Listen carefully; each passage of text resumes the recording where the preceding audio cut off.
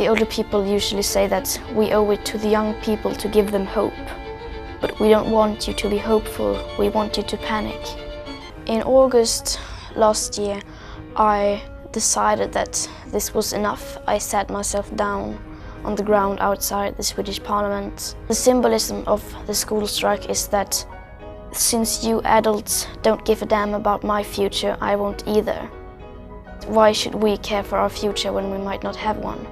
It's absurd that young people will have to skip school and risk their own education because they are scared of not having a future. It has just escalated and it's going so fast I can't even keep up with it anymore. When I was 11, I became very depressed. I stopped eating and I stopped talking and I stopped going to school. It had a lot to do with the climate and the environment.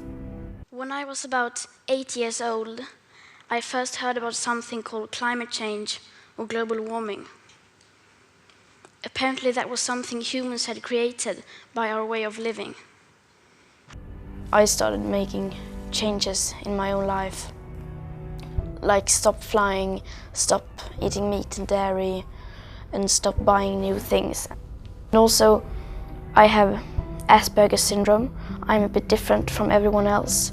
When you have Asperger's, you also tend to have a capacity of being very focused and interested in some subjects, and that allowed me to focus on one thing for a very long time. When we hear Asperger's, something changes, and one of the most common things I keep on hearing, and it goes over and over and over again, is that we are clever. Not all of us are. We're not the greatest people in the universe. Many people say that we are too young to do this, we shouldn't do this, and I agree, we shouldn't have to do this. If the adults won't take responsibility, then we will have to. She's an international climate activist, and with her, her father, who is an author and an actor, happens to be her PR person, her chauffeur, her protector, all of the above. A very, very dedicated man. I'd really appreciate it if you stop talking to us right now. We have a meeting, and this is so you're engaging in political discourse in a foreign country as a foreigner. Thank you very much. Will you be? This is also slightly harassing, and I do have police contacts if needs be. So will you be disclosing your finances, and will you be registering as a third-party operative? Now this is Svante with Greta's mother, Malena Ernman, who gave up a very successful operatic career in order to, well, for the sake of her daughter's budding career as a climate activist. Yeah, sure. It goes back a few years when Greta fell ill. I think it's 4 or 5 years ago. She stopped eating and she stopped talking and she fell into a depression, and she stayed home from school for almost a year. She lost a lot of weight and was on her way to hospital. And so we stayed at home, my wife and I. We stopped working and we stayed at home to... we have 2 daughters and we made sure that they were feeling well again. And once Greta was coming back, it turned out she was very concerned and upset about the climate. She has been going on about this before, obviously, but it sort of stuck to her and she could not get this out of her head. But in Greta's eyes, of course, we were missing out one big point, in fact, the most important point, which was the climate or the sustainability crisis going on around us. So while we were saying all these things about, you know, taking care about our fellow men, we were flying around, eating meat and buying things and driving a big car, having 2 homes. And of course, that's not really sustainable. So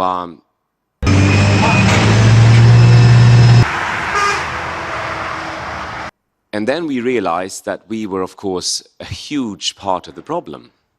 In fact, we were the problem. And Greta could not sort of get around that. And it made her very, very upset.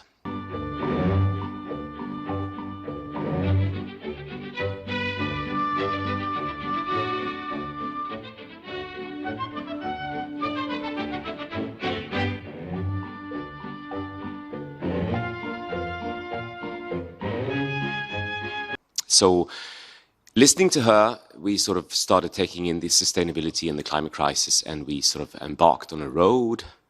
When my wife went to Tokyo, for instance, to do a series of concerts, and it was very important, shown on Japanese TV and all this, 4,000 people on each performance.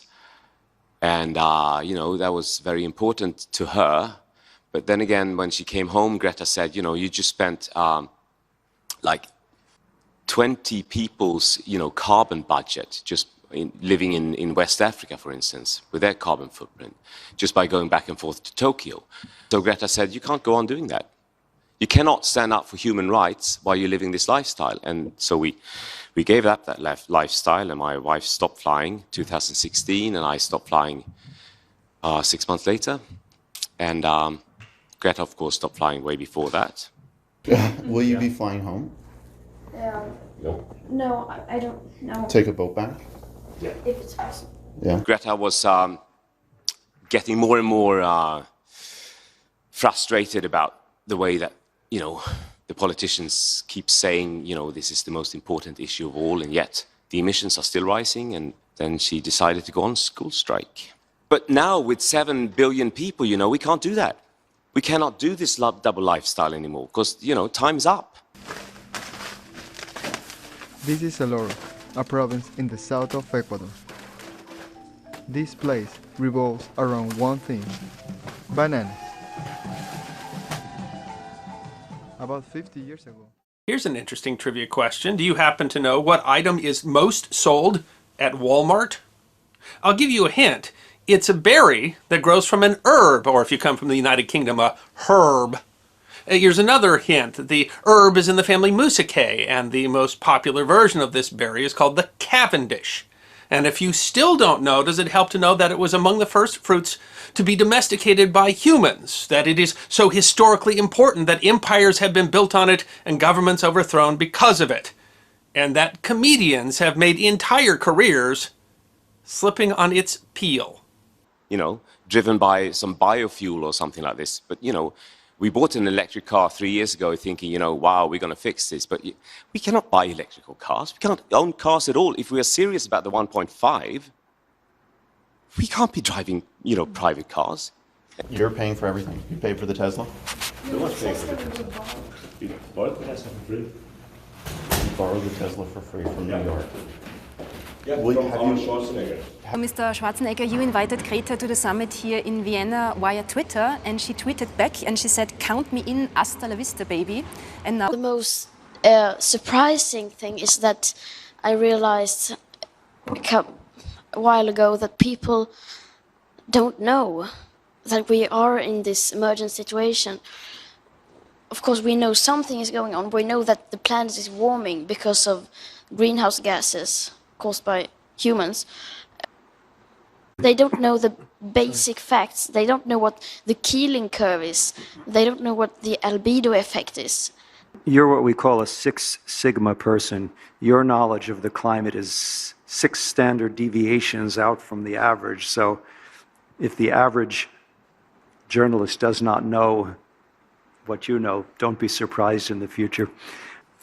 There is a lot of bullshit going on out there that we still have a carbon budget. Not. We have already spent our carbon budget. And they bolster that with information, research, a report from the IPCC that always seems to say we still have a few more years. We have no more carbon budget. I want to dispense with that illusion. We are borrowing from future generations at this point. We are making their lives much more difficult. So Greta, I mean, I can see, you work with data and figures and it affects you and you understand and you can think about the consequences. For lots of people, that's quite difficult and we have to act. So what do you think it's going to take beyond knowledge to get people to act? The media can start with writing about it all the time, every headline, every front page only, because this is so important. People don't realize how important it is. Because if we were, and if it was really happening, we wouldn't be talking about anything else. As soon as you turn on the TV, everything would be about that. Even meet a lot of other journalists who writes about all other things as well, because now Greta is famous in Sweden, so you get a lot of the mainstream media as well. Greta Thunberg has finally come to America, but in Sweden we have dealt with this climate panic for over a year now. Today we say that, there's no black and white issue, but there are black and white issues. The binary choice tactic. Are you a feminist? The answer can only be yes or no. And if your answer is no, you're a bigot. If your answer is yes, you're in the clear. You're good. You made it. You answered right. But you also have to buy into all of the rhetoric that stands behind that term in this modern world. Let's try another example. Do you believe in climate change? If your answer is no, you're again a bigot. If your answer is yes, then you obviously have to buy into all of the leftist solution and into the panic. Survival is a black and white issue. Climate crisis is a black and white issue. More, I was just going to pick out the one point that unfortunately the mainstream media is run by money. I think humanity has to rebel against the regime of money. I don't know. I'm just going to sit outside the Swedish Parliament every Friday until Sweden is in line with the Paris Agreement. Why I have impact? Yes. I think that partly because I am a child, and when a child said something like "you are stealing my future," then people feel very guilty. That the message, I think, gets across more, and also that I am using like simple logic. Why should children go to school to educate themselves for a future that might not exist anymore? While the time when we are going to be educated, they're going to be too late. Yeah. That is a very complicated question, but it's a very sensitive question as well, because if you higher the prices, then only the rich people will be able to afford, and that is not sustainable either. But not the rich nor the poor can consume as we do now. Yeah. I mean, we need a complete system change. And I believe stop flying and stop eating meat is just a way of making opinion for that. I mean, it's not going to make any difference. It's not going to make a difference if you stop flying, if one person stops flying, but it's just it makes other people think, so that other people do it as well. And if I think, I'm sorry, what was the first question? What's the message you would like to Yeah. send to our leaders Yeah. by doing what you are doing? I think what we want to send is, the message we want to send is to say that we have had enough. And anyone else wants to answer that question? I can't speak on behalf of everyone. There is one solution I think that's very promising, which is putting a fee on carbon. But there is no politics. There are no politics to solve the situation we're in today. There's not one single political party that I know of that will solve this crisis. And so we need to create a whole new thing. And that's why we also need to lead by example. I'm sure she will not talk about the elections at all. I will not. I have never mentioned the election. You understand that climate change is a pivotal policy, is a ballot box We're question in this actually election. working field right now, so. This is a ballot box question this election, and you're rallying, you're engaging in our political discourse as a foreigner. I don't know. I'm just going to sit outside the Swedish Parliament every Friday until Sweden is in line with the Paris Agreement. Thanks for watching.